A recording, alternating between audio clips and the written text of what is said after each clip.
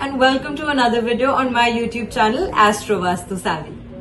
हमने last video में discuss किया था नंबर 1 कैसी क्वालिटीज पोजेस करते हैं। नंबर 1 के भी बहुत बहुत डिफरेंट टाइप्स होते हैं। सिर्फ नंबर 1 से ही 1 नहीं बनता, नंबर 10 से भी बनता है 1, 19 से भी बनता है 1 और 28 से भी बनता है नंबर 1। लेकिन ये लोग 1 की क्वालिटीज पोजेस करते हुए भी एक दूसरे से अलग कैसे हैं, इसकी हमने बात की थी। और आज बात करने वाले हैं हम नंबर 2 की। नंबर 2 जैसे कि नंबर 1 है, सिर्फ 1 से नहीं बनता है, वैसे ही नंबर 2 बनता है नंबर 2 से, 11 से, 20 से और 29 से। और ये सारे नंबर जबकि एंड में 2 बनाते हैं तब भी एक दूसरे से अलग कैसे हैं, आज की वीडियो में हम यही डिस्कस करने वाले हैं। जो नंबर 2 होता है वो लोग बहुत ही ज्यादा सॉफ्ट स्पोकन होते हैं। वो लोग जैसे हम बात करते हैं ना, चंद्रमा के साथ माँ जुड़ जाता है। So their emotions are very motherly. They treat everybody with love, they treat everybody with kindness, with patience. कभी भी ज्यादा ऊंची आवाज में लोगों से बात करना ना पसंद करेंगे और ना ही चाहेंगे कि कोई इनसे ऊंची आवाज में बात करे, बिकॉज ये खुद भी वैसी पर्सनालिटी कैरी नहीं करते। ये लोग बहुत सॉफ्ट स्पोकन और बहुत ही लविंग नेचर के होते हैं। नंबर 2 लोगों को बहुत ही ज्यादा आर्टिस्टिक भी बनाता है। ये लोग आर्ट्स की फील्ड में कुछ बहुत अच्छा कमाल काम कर सकते हैं, जैसे कि चाहे वो राइटिंग स्किल्स हो जाए या वो पोएट्री हो जाए या फिर वो एक्टर्स हो सकते हैं। They can be fashion designers, interior designers, because they have a very creative mindset. They can have an inclination towards music, any form of art basically they can be inclined towards, and if they're not inclined in a particular field of art, ये भी possibility है कि ये कोई service providing industry में हो, चाहे वो मेडिकल फील्ड से रिलेटेड सर्विस हो जहां पे आप लोगों की हेल्प करते हैं, लोगों की केयर करते हैं, उस तरह के काम भी ये काफी अच्छे से कर सकते हैं और इनके लिए काफी बेनिफिशियल भी होते हैं और इन्हें सूट भी बहुत करता है ऐसा काम, बिकॉज जो चंद्रमा की नेचर होती है वही बहुत ही सूदिंग प्रेजेंस के साथ, सूदिंग प्लीजिंग एक इनकी क्वालिटी होती है। ये लोग बहुत अंडरस्टैंडिंग नेचर के होते हैं। इनसे आप बात करेंगे तो आपको लगेगा कि हाँ मैं किसी ऐसे व्यक्ति से बात कर रहा हूं या कर रही हूं जो मेरी बात सुन रहा है, समझ रहा है और पेशेंटली सुनते हैं। बहुत ज्यादा भगदड़ नहीं मचाते, दूसरे की बात को काटते नहीं है। ये इनकी बहुत ही अच्छी क्वालिटीज होती हैं। देखिए, जब हम मून की बात करते हैं एस्ट्रोलॉजी में, मून जो एक प्लैनेट है वो सबसे फास्टेस्ट मूविंग प्लैनेट है। जहां सारे प्लैनेट्स चार्ट में काफी टाइम बाद एक एक हाउस बदलते हैं, मून एक ऐसा प्लैनेट है जो एस्ट्रोलॉजिकल चार्ट में 2 दिन में ही एक हाउस से दूसरे हाउस में शिफ्ट कर जाता है। तो आप समझ रहे कि कितना फास्ट मूविंग प्लैनेट है ये।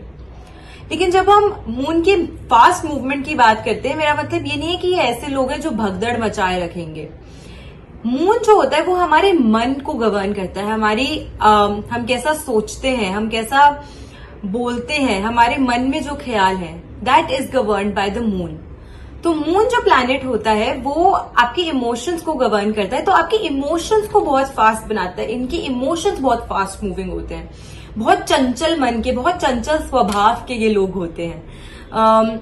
लेकिन मून लोगों को लेजी भी बनाता है। तो आपका माइंड और आपका मन तो फास्ट हो जाएगा, बट आपकी बॉडी थोड़ी लेजी होती है, क्योंकि जैसे सूर्य सुबह उगता है और हर कोई काम की तरफ भागता है, वैसे जब चंद्रमा उगता है तो लोग लीजर एक्टिविटीज की तरफ जाते हैं, सोने की तरफ जाते हैं, आराम करने की तरफ जाते हैं। तो ये जो सिग्निफिकेंस है मून की, वो थोड़ा सा इंसान को आलस से भी भरता है, थोड़ा सा उन्हें लेजी भी बनाता है, जहां की which is opposite to how their mind works. Their mind works very quickly, but the body doesn't really work accordingly.